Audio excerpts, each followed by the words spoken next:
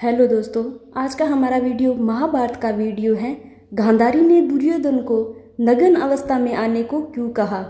गांधारी दुर्योधन से कहती हैं कि मैं तुम्हें विजय श्री का आशीर्वाद तो नहीं दूंगी, किंतु यह शिव भक्ति ने एक कवच पहना सकती है।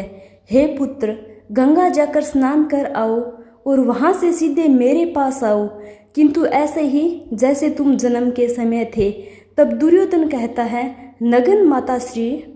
गांधारी कहती है, माँ के समक्ष कैसी लज्जा, जाओ स्नान करके निवस्त्र आओ। दुर्योधन कहता है, जो आज्ञा माता श्री। दुर्योधन के जाने के बाद श्री कृष्ण गांधारी के कक्ष में जाते हैं। गांधारी कहती हैं कि आओ देवकी नंदन, ये तो तुम्हें याद ही होगा कि 17 दिन पहले मैं 100 पुत्रों की माँ थी और आज केवल एक ही पुत्र की माँ हूँ।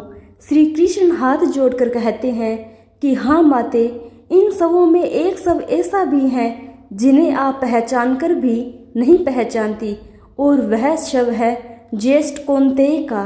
तब गांधारी कहती है, क्या युधिष्ठिर का।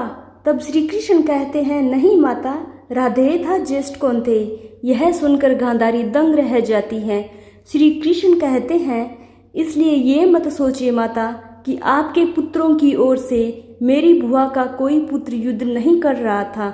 यह राज बताकर श्री कृष्ण शिविर से बाहर निकल कर जाने लगते हैं। तब रास्ते में दुर्योधन नग्न अवस्था में अपनी माता के शिविर में जाता हुआ श्री कृष्ण को दिखाई देता है। श्री कृष्ण हंसते हुए कहते हैं, युवराज दुर्योधन, आप और इस अवस्था में तुम अपने वस्त्र कहाँ भूल आए, और तुम्हारा मुंह तो माता गांधारी के शिविर की ओर है। यह सुनकर दुर्योधन सकपका जाता है। तब श्री कृष्ण कहते हैं, क्या तुम अपनी माता के पास इस दशा में जा रहे हो। तब दुर्योधन कहता है कि माता श्री का यही आदेश था। तब श्री कृष्ण कहते हैं, किंतु वो तुम्हारी माता है, उन्होंने अनेक बार तुम्हें गोदी में लिया होगा। तुम तो पुत्र हो, लेकिन अब एक वैश्यक पुत्र हो, और कोई वैश्यक पुत्र अपनी माता के सामने पूर्ण नंगा नहीं जाता। युवराज, भारतवंश की तो ये परंपरा नहीं है। श्री कृष्ण हंसते हुए कहते हैं, किंतु तुमने तो भारतवंश की परंपरा का पालन करना भी छोड़ दिया। जाओ जाओ, माता को प्रतीक्षा नहीं करवाना चाहिए, जाओ। यह कहते हुए श्री कृष्ण हंसते हुए वहां से चले जाते हैं। उसके बाद दुर्योधन सोच में पड़ जाता है और फिर वह अपने गुप्तांगों पर केले के पत्ते लपेटकर माता गांधारी के कक्ष में उपस्थित हो जाता है और कहता है कि मैं स्नान करके आ गया माता श्री।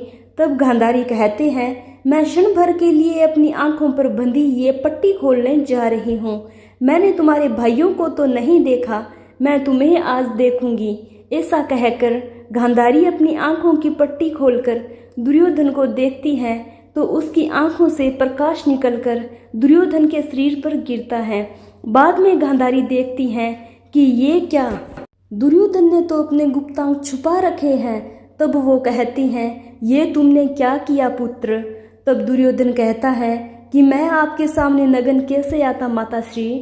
तब गांधारी कहती हैं, किंतु मैंने तो तुम्हें यही आदेश दिया था। दुखी होकर वह पुनः अपनी आंखों की पट्टी बांध लेती हैं और फिर कहती हैं, तुम्हारा शरीर का वह भाग जिस पर मेरी नजर दृष्टि नहीं पड़ी दुर्बल रह गया पुत्र। शरीर का शेष भाग वृज हो गया। यदि तुम बड़ों का आदेश मानने की परंपरा भूले ना होते तो अजय हो गए होते पुत्र। यह सुनकर दुर्योधन कहता है कि तो मैं ये केले के पत्ते हटा देता हूँ माता श्री। तब गांधारी कहती हैं कि मैं कोई मायावी नहीं हूँ। मैंने उस एक दृष्टि में अपनी भक्ति, अपना सतीत्व और अपनी ममता की सारी शक्ति मिला दी थी पुत्र। उसके बाद दुर्योधन अपनी माता से कहता है कि आप चिंता न करो माता श्री, मैं कल भीम से गदा युद्ध करूंगा, और गदा युद्ध के नियम के अनुसार कमर के नीचे प्रहार करना वर्जित है। कल मैं उसको इतनी मार मारूंगा कि वह घबराकर वीरगति को प्राप्त हो जाएगा। फिर चाहे इस युद्ध का कुछ अंत हो, कुछ भी अंत हो, और अंत में भीम दुर्योधन की जंगा उखाड़कर उसका वध कर देता है। तो दोस्तों, अगर आपको भी रामायण और महाभारत की कुछ खास, कुछ बहुत ही ज़रूरी बातें हैं जो बहुत ही ज़्यादा है मतलब सुनने वाली, वो अगर आपको सुननी है तो प्लीज़ मुझे कमेंट कर देना और हाँ कर देना कि हाँ आप और भी वीडियो लेकर आओ, तो मैं लेकर आऊँगी। और इसके साथ ही चैनल को सब्सक्राइब और वीडियो को लाइक कर देना।